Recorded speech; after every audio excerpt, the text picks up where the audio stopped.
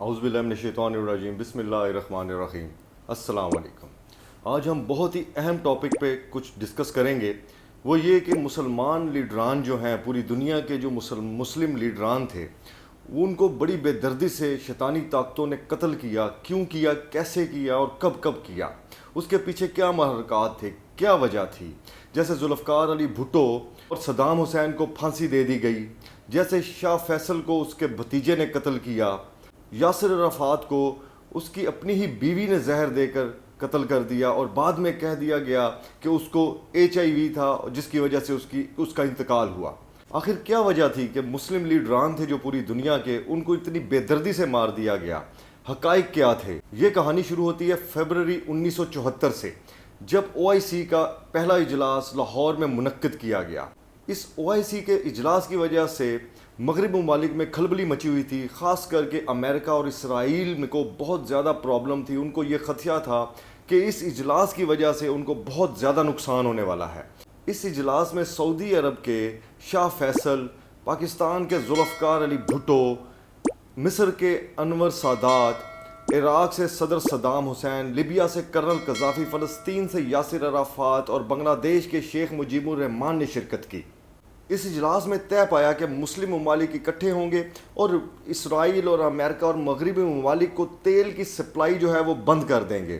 جب وہ تیل کی سپلائی بند کرنے کا ارادہ کیا گیا اور تیل کی سپلائی بند کرنے کا طے پا گیا، تو اس کے بعد فیبرری 1974 میں امریکہ اور اسرائیل کو تیل کی سپلائی جو تھی وہ بند کر دی گئی۔ اس کے بعد امریکہ میں بہت بحران آیا۔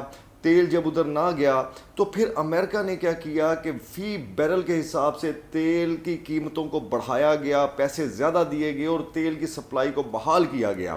ابھی اسلامی ممالک نے اپنی کامیابی کو انجوائے ہی نہیں کیا تھا، ابھی اس کا جشن ہی نہیں منایا تھا کہ شیطانی طاقتوں نے کہ ظلم کا سامنا انہیں کرنا پڑ گیا، اور ایک ایک کر کے تمام اسلامی ممالک کے جو لیڈران تھے ان کو مار دیا گیا۔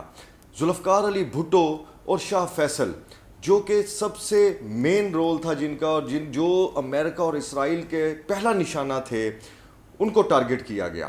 25 مارچ 1975 کو پورے ایک سال بعد، OIC کے پورے ایک سال بعد، کویت میں شاہ فیصل کا ایک وفد آیا، کویت کا ایک وفد آیا شاہ فیصل کو ملنے۔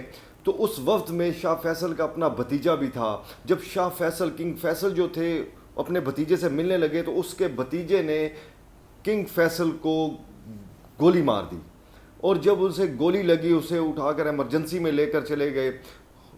ہاسپٹل جب لے کر جایا گیا تو اس ہاسپٹل میں وہ جانبر نہ ہو سکے اور وہ شہید ہو گئے اور خالق حقیقی سے جا ملے۔ پھر 18 جون 1975 میں کنگ فیصل کا جو مرڈر کیا تھا اس کے بھتیجے نے، اس کا سر قلم کر دیا گیا۔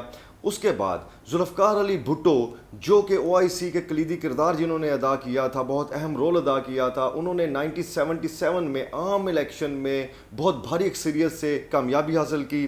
جو مخالف جماعتوں تھیں انہوں نے دھاندلی کے الزامات لگائے، جس کی وجہ سے جنرل ضیاء نے ان کی حکومت کو ہٹا کر مارشل لا لگا دیا، اور جنرل ضیاء نے 5 جولائی 1977 کو جو تھا وہ مارشل لا لگایا۔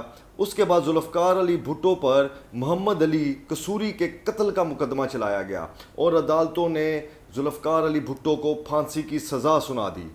4 اپریل 1979 کو ذوالفقار علی بھٹو کو پھانسی دے دی گئی۔ پھر مصر کے صدر انور سادات کو خالد اسلم نے قتل کر دیا۔ اس کے بعد یاسر عرفات کو اسرائیلی ایجنسیوں نے زہر دے دیا۔ پھر بعد میں کہا گیا کہ یاسر عرفات کو HIV تھا اور ایک پروپوگنڈا کیا گیا کہ اس کی وجہ سے اس کی ڈیتھ ہو گئی۔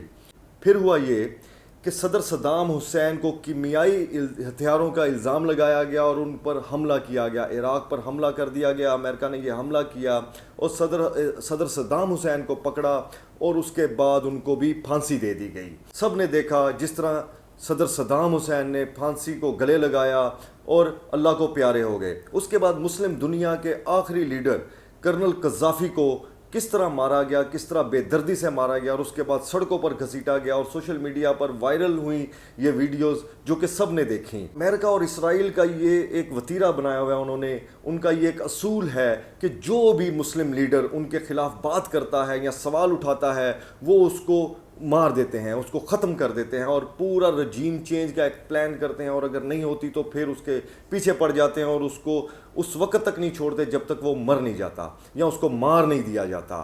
کسی بھی طریقے سے کوئی بھی طریقہ اپنایا جاتا ہے اور وہ یہ سب کچھ کرتے ہیں. اب پاکستان میں دیکھیں تو عمران خان کی حکومت کو کس طرح ہٹایا گیا. جب عمران خان نے ایبسولوٹلی ناٹ کہا، جب عمران خان نے کلمہ حق بلند کیا، جب امریکہ کے سامنے وہ ڈٹ کر کھڑا ہوا تو پورا ایک پلان کیا گیا. یہ 12-14 جماعتیں اکٹھی کی گئیں، ان کو ایک پی ڈی ایم کی شکل دی گئی اور عمران خان کو وزارت عظمیٰ سے ہٹایا گیا اور ایک امپورٹڈ گورنمنٹ پاکستان پر مسلط کر دی، جس کی وجہ سے پاکستان ڈے بائی ڈے زوال کا شکار ہو رہا ہے، نیچے جا رہا ہے، عوام پس رہی ہے، غریب آدمی مرتا جا رہا ہے، بھوک سے مر رہا ہے، پیاس سے مر رہا ہے. انسان کو بالکل ڈرل کیا جا رہا ہے پاکستانی قوم کو. یہ ہیں حقائق. وہ جو مسلم لیڈران جو اکٹھے ہوئے، اب بھی OIC کا اجلاس عمران خان نے کیا اور سب مسلم لیڈر جب ایک پیج پر آتے ہیں تو امریکہ اور اسرائیل کو پرابلم ہوتا ہے، تکلیف ہوتی ہے کہ یہ مسلم جتنے بھی ہیں یہ مسلم ممالک اکٹھے نہ ہو جائیں، جس کی وجہ سے آج بھی یہ رجیم چینج کا پلان ہوا اور پاکستان کے ساتھ بہت بڑی زیادتی کی گئی، پاکستانی عوام کے ساتھ بہت بڑی زیادتی کی گئی. سارے کا سارا الزام دینا امریکہ پر یا اسرائیل پر بھی ناانصافی ہوگی، میں یہ سمجھتا ہوں.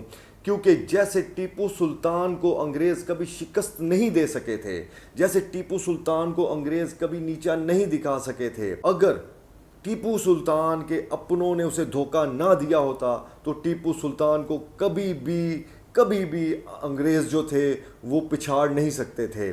ہمیشہ یاد رکھیں، جو میر جعفر اور میر صادق ہوتے ہیں، جو لوگ اپنوں میں اپنے دشمن چھپے ہوتے ہیں، وہ لوگ زیادہ نقصان دیتے ہیں. اس لیے ہمیں ہر پل میر جعفر اور میر صادق سے بچنا چاہیے اور پاکستانی قوم کو یکجا ہو کر آج اس رجیم چینج کا بھی مقابلہ کرنا چاہیے اور امریکن سامراج کا بھی مقابلہ کرنا چاہیے. کیونکہ اب آنے والا جو الیکشن ہے، جو یہ بائی الیکشن آ رہا ہے یا پھر اس کے بعد جو جنرل الیکشن آنا ہے، پوری قوم کو اپنی نسلوں کے لیے سوچنا ہے اور پوری قوم کو یکجا ہونا ہے. کیونکہ ہمیں اپنے بچوں کے مستقبل کو سیو کرنا ہے ہر حال میں. کب تک ہم امریکن آرڈر لیں گے، کب تک ہم اسرائیلی آرڈر لیں گے، جو کہ ہم بالکل برداشت نہیں کر سکتے. پاکستانی قوم کو آخر کار اپنے پیروں پر کھڑا ہونا ہے، آگے بڑھنا ہے اور اپنے ملک کو انشاءاللہ تعالی ترقی یافتہ ملک بنانا ہے. اس لیے اسی کے ساتھ اجازت چاہوں گا. آپ اپنا بہت خیال رکھیے. پاکستان پائندہ باد. السلام علیکم.